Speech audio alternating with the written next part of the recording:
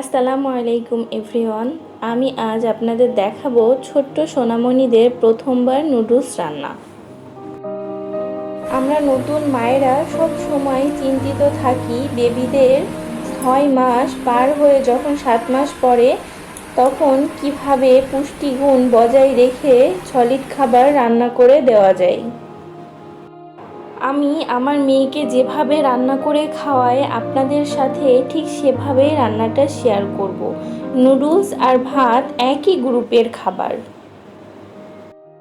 তার আগে একটি রিকোয়েস্ট, ভিডিওটি সম্পূর্ণ দেখবেন।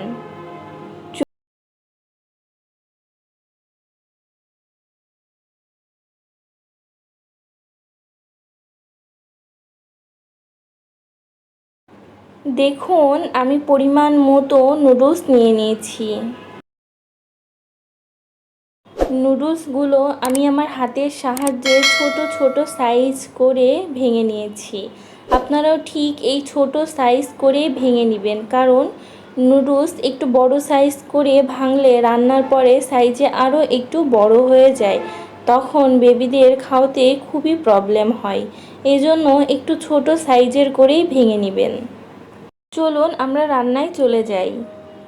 দেখুন পাত্রের মধ্যে পরিমাণ মতো পানি নিয়ে নিয়েছি। পানিটা সামান্য একটু গরম হয়ে এলেই ভেঙে রাখা নুডলসগুলো পানির মধ্যে দিয়ে দিলাম। একটু নাড়াচাড়া করে আমি এর মধ্যে সামান্য পরিমাণ লবণ অ্যাড করব। আমার মেয়ে লবণ ছাড়া কোনো খাবারই খেতে পারে না, আপনারা না চাইলে স্কিপ করে যাবেন। ডাক্তাররা এত অল্প বয়সে বেবিদের লবণ খাওয়াতে নিষেধ করে, কিন্তু আমার বেবিকেও লবণ ছাড়া রান্না করে খাইয়েছি। লবণ ছাড়া কোনো খাবারই সে খেতে চায় না। মাঝে মাঝে একটু নাড়াচাড়া করে দিচ্ছি। দেখুন আস্তে আস্তে কিন্তু পানি শুকিয়ে আসছে, অনেকটাই পানি শুকিয়ে গিয়েছে। আর সামান্য একটু হলেই রান্না হয়ে যাবে। দেখুন নুডলস রান্না হয়ে গিয়েছে। একটু লিকুইডভাবেই নামিয়ে নিতে হবে, তাহলে বেবির খেতে প্রবলেম হবে না, না হলে বেবির গলায় আটকে যেতে পারে। আমার মেয়েকে খাওয়ানোর জন্য আমি পাত্রের মধ্যে নামিয়ে নিচ্ছি। দেখুন কত সুন্দর ইয়ামি দেখতে হয়েছে।